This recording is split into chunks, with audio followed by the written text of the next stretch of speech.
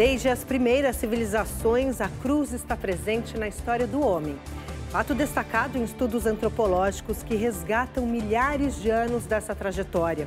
Fazia parte, por exemplo, dos símbolos do budismo, doutrina filosófica e espiritual surgida na Índia no século VI a.C. De instrumento de tortura e execução entre os romanos, adquiriu um conceito religioso de redenção no cristianismo. E passou por outras transformações, acompanhando as mudanças no imaginário coletivo. Em matéria de símbolos, nada se compara à força e à diversidade da cruz cristã, parte do universo simbólico que vamos tratar nesta edição do Matéria de Cabo.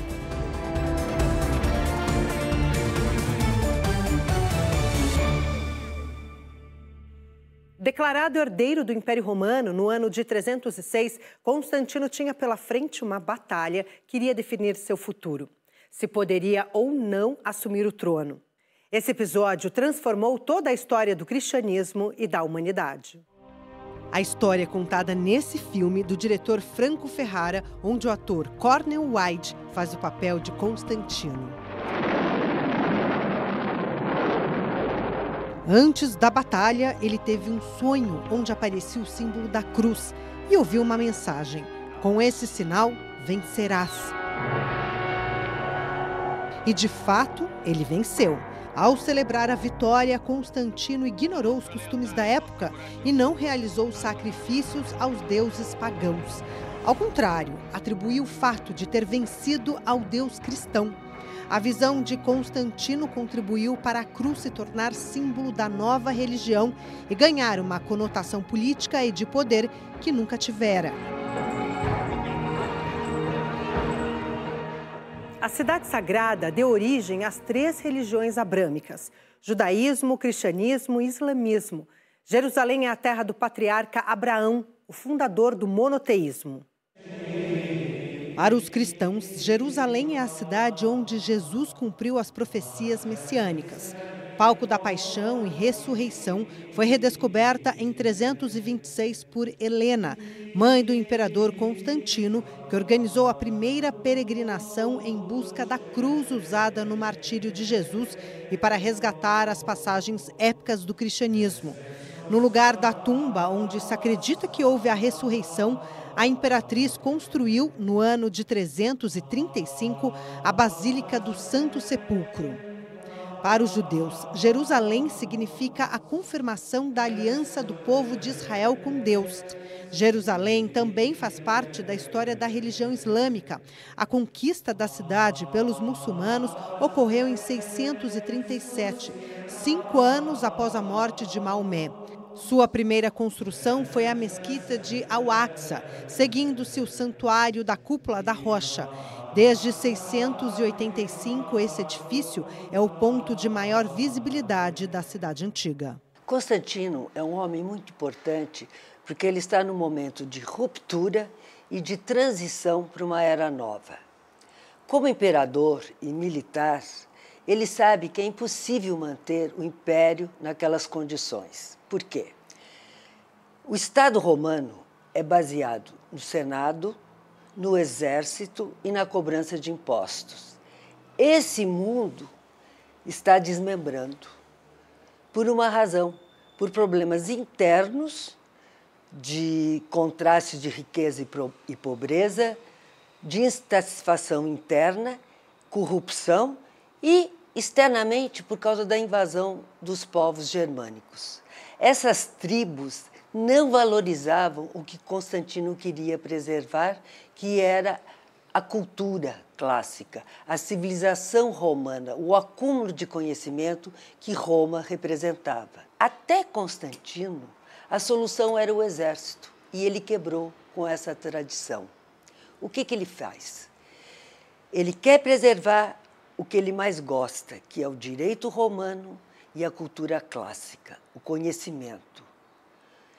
Mas, com a força física, ele sabe que vai perder. Ele reparou que existia um grupo diferente em Roma, que eram os cristãos. O que ele valorizava neles? Primeiro, os cristãos eram extremamente organizados, obedientes e davam muito valor à moral como honestidade, justiça social, ele encontrou nesse grupo o elemento de renovação. Ele transforma vários grupos que não falavam exatamente a mesma coisa numa igreja institucional. Ele recolhe os textos e aí separa o que é lenda do que não é histórico e cria o que nós entendemos por Novo Testamento. Ele agora, baseado numa nova ideologia de comportamento e de valores, ele conseguiu fazer o quê? Manter a tradição cultural e atravessar o fim da antiguidade para uma nova era. No Natal do ano 800, Carlos Magno foi coroado como primeiro imperador do Sacro Império Romano Germânico, um dos mais poderosos na história da humanidade. Na coroa do imperador, uma cruz simbolizava esse poder. Carlos Magno viveu entre os anos de 742 e 814. Sua imagem idealizada foi pintada pelo artista Albrecht Dürer em 1515 e faz parte do acervo do Museu Nacional de Nuremberg, na Alemanha. A coroa com a cruz no topo é uma das maiores representações figurativas da associação entre a cruz e o poder. O Sacro Império Romano Germânico durou 1000 anos e só foi extinto pelo avanço de Napoleão sobre a Europa em 1806. Mas, muito antes disso, Carlos Magno, reconhecido como o imperador da cristandade, unificou os povos europeus e lançou as bases do que hoje entendemos como o mundo ocidental. Desde as primeiras descobertas marítimas, a cruz esteve sempre presente, seja nas bandeiras dos navios ou nos acontecimentos em terra firme. O primeiro nome do que se acreditava ser uma ilha descoberta por Cabral foi Ilha de Veracruz, depois Terra de Veracruz. Ao longo de séculos, as cruzes vermelhas estampadas nas caravelas sacralizavam os eventos expedicionários. Ao mesmo tempo, divulgavam seus empreendedores, o Estado português e os herdeiros da Ordem dos Templários, cavaleiros medievais que enfrentaram os invasores muçulmanos. Os Templários constituíram uma das organizações católicas criadas para proteger os peregrinos no caminho de Jerusalém e lutar pela retomada da Cidade Santa, ocupada pelos otomanos. Essas e outras histórias sobre a cruz no Ocidente e no Oriente são contadas no livro da historiadora e mestre em artes, Dalva de Abrantes. Nesta obra, ela lembra que a cruz é um símbolo que existe desde os primórdios da humanidade. É uma forma de 1000 faces e de inúmeros significados que, apesar de ser reconhecida como uma marca de identidade visual do cristianismo, pertenceu a muitas civilizações. Ao longo dos tempos, surgiram infinitas formas cruciformes, mas originalmente todas pertenceram ao domínio do sagrado. Carlos Magno representa o modelo de monarquia que nós teremos na Europa.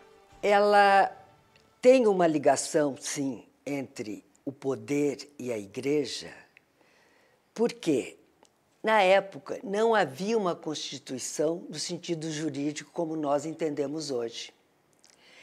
Essa aproximação entre igreja e poder é tão antiga quanto a história.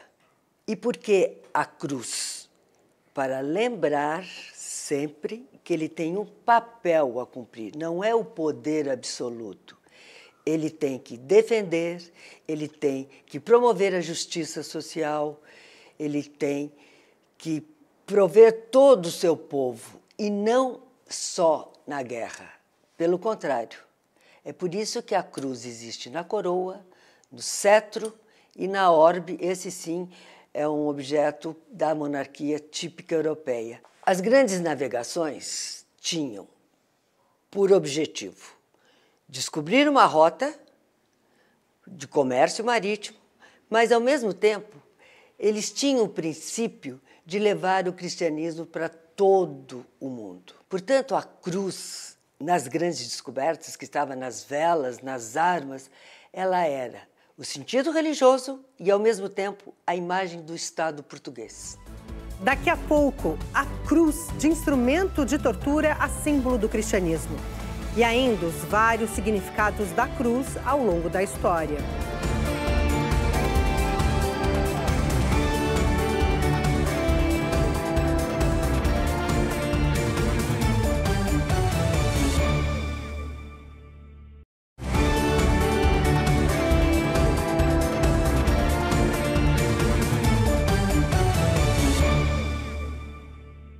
A iconografia da cruz é a história do cristianismo, religião que tem sua origem na pregação de Jesus.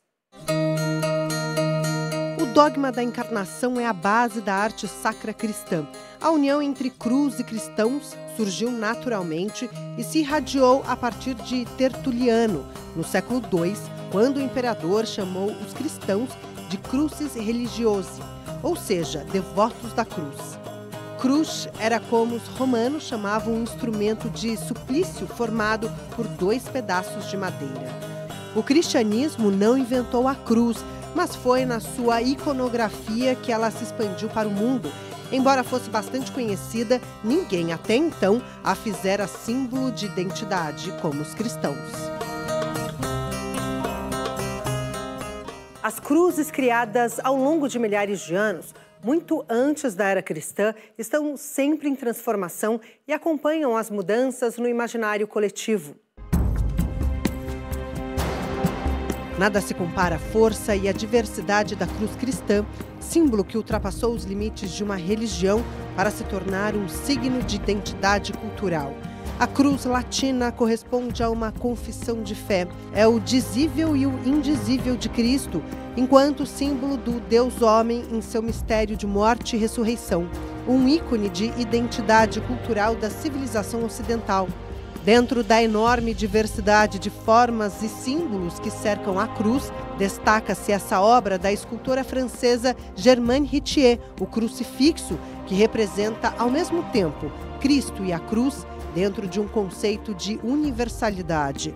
A artista criou essa obra em 1951 como uma homenagem às vítimas do Holocausto, ainda sob o impacto da barbárie ocorrida nos campos de concentração dos nazistas.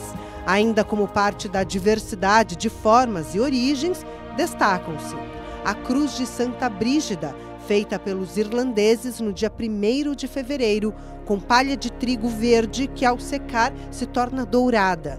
Os fiéis acreditam que essa cruz garante que suas casas e famílias estarão protegidas por 1 ano. No topo das igrejas ortodoxas russas, erguem-se várias cruzes que têm um significado especial. Uma única significa o monoteísmo, mas 3 representam a fé na Santíssima Trindade. Se estão em número 5, a igreja homenageia Cristo rodeado pelos 4 evangelistas. Os números chegam até 13, lembrando Cristo e os 12 apóstolos. Como é que a cruz se torna um símbolo conhecido por todos? Ela representa uma ideia. Ela não é um sinal que representa o instrumento de tortura. Ela passa a representar uma ideia. Aí sim ela se transforma em símbolo. Ela carrega a ideia do quê? De redenção, e redenção quer dizer liberdade. E de vida eterna. Essa imagem fica tão popular porque já estava dentro da natureza do cristianismo se tornar universal, desde que ele prega a igualdade. E no ano de 110, eles criaram a palavra católico, que é uma junção da palavra kata, em grego quer dizer juntos, e holos quer dizer o todo, a inteireza. Então, católico quer dizer o quê? Universal. É uma igreja que pode ser adotada por todas as pessoas. Desde as primeiras civilizações, a cruz está presente na história do homem. E esse fato tem sido destacado nos estudos antropológicos que resgatam milhares de anos dessa trajetória.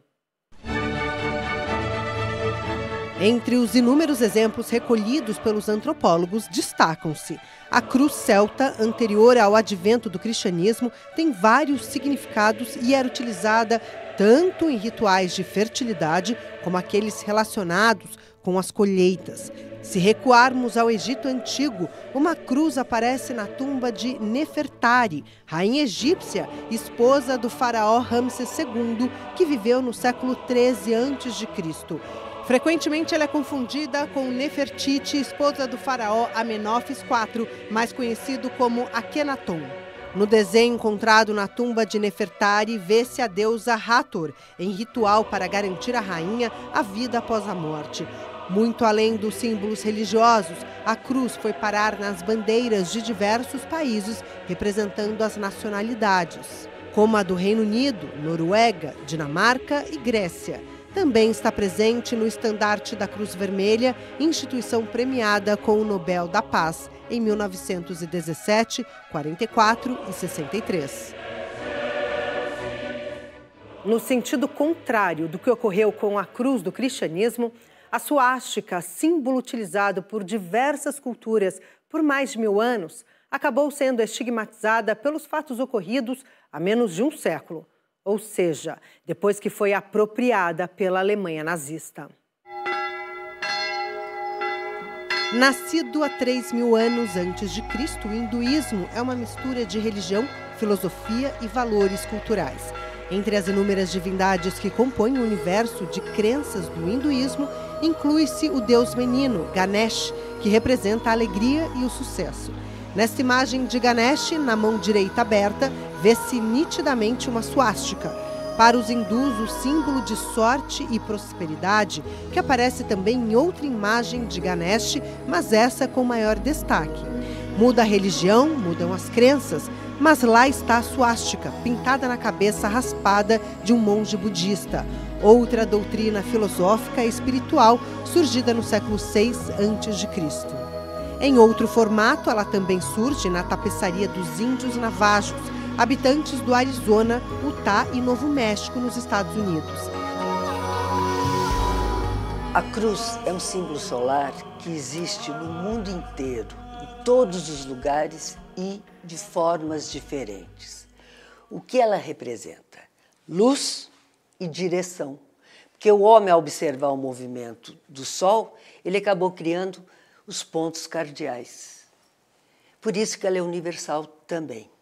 E a suástica nada mais é do que o Sol em movimento. Ela tem vários significados e existe desde o milênio 4000 antes de Cristo. Portanto, o estigmatismo que o nazismo criou para a suástica é prejudicial para entendermos a história da simbologia. Eu vou dar só um exemplo de um lugar, a Índia. Lá nós temos 3 grandes religiões, todas elas pregam a não violência. E a suástica é símbolo dessas 3 grandes religiões. Começar pelo budismo. Qual é o símbolo de Buda? É o selo de Buda, a suástica. Ele é representado pela flor de lótus, que é a purificação. Para os hinduístas, a suástica é uma coisa maravilhosa, ela representa a vida. Então, nos casamentos, eles dão suásticas para ter fertilidade, prosperidade. O estigma da suástica nasceu praticamente em 1933, quando Hitler oficializa como imagem do partido nazista. Só que ela tem 6.000 anos de história. Daqui a pouco, Dalí e Chagall, 2 artistas de vanguarda que adotaram a cruz como tema de suas obras. Voltamos já já.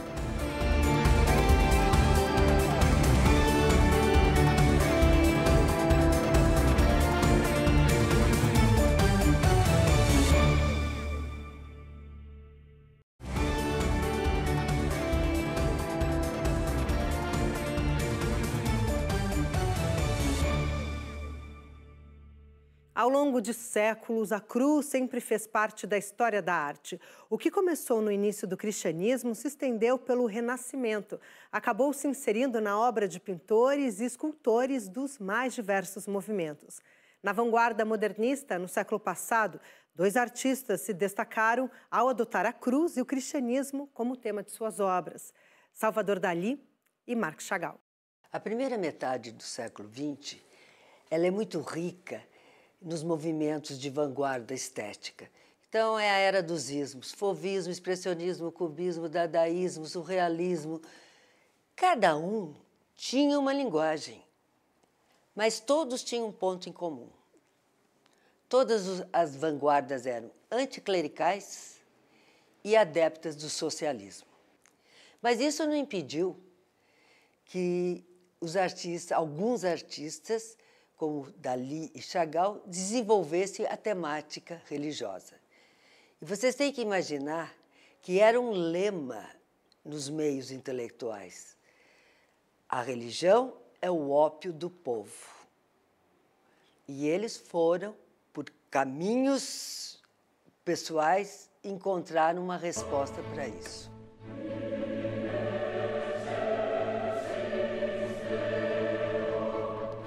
Cristo de São João da Cruz, pintada em 1951 por Dalí, é uma obra de temática religiosa, porém diferente dos modelos criados até então. A tradição foi rompida pela perspectiva inusitada que nos mostra Cristo visto do alto a partir dos olhos de Deus. Essa concepção plástica nada usual lança a ambiguidade. Dalí ousou pintar a visão de Deus, colocando-se no seu lugar. O corpo do crucificado é um elogio à beleza. Não sangra, não tem hematomas, não tem pregos e nem coroa de espinhos.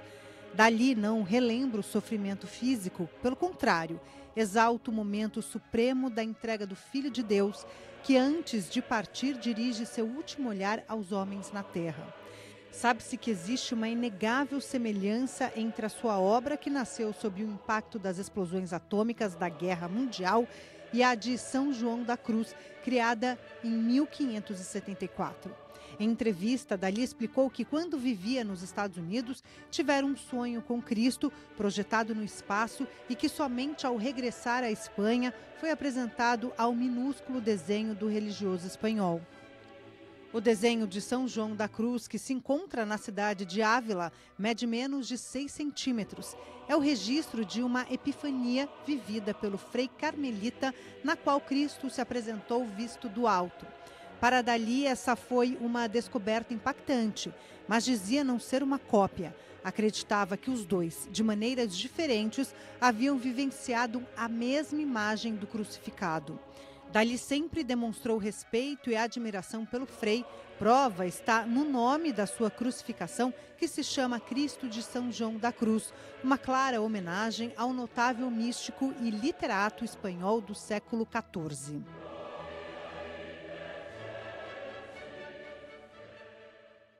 Salvador Dalí, nesse contexto da Segunda Guerra, ele criou uma temática religiosa que ele chamou de visão cósmica.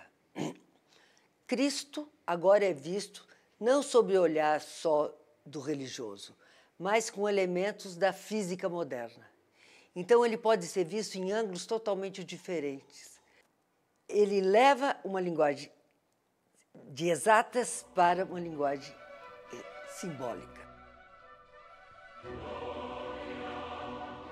Outro representante da vanguarda modernista do século passado foi Marc Chagall. Judeu nascido na Bielorrússia de uma família pobre, Chagall era fiel à ideia de que, se um artista quer ser universal, deve começar pintando a própria aldeia, como ele fez na obra intitulada Eu e Minha Aldeia. Chagall fantasiou histórias e construiu personagens, criando uma nova linguagem estética, como se pode ver em A Crucificação Branca.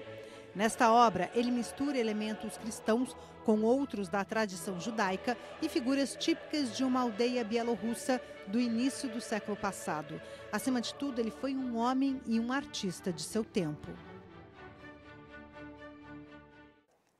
Com Chagall, nós vamos ver uma pintura simbólica, extremamente poética e biográfica.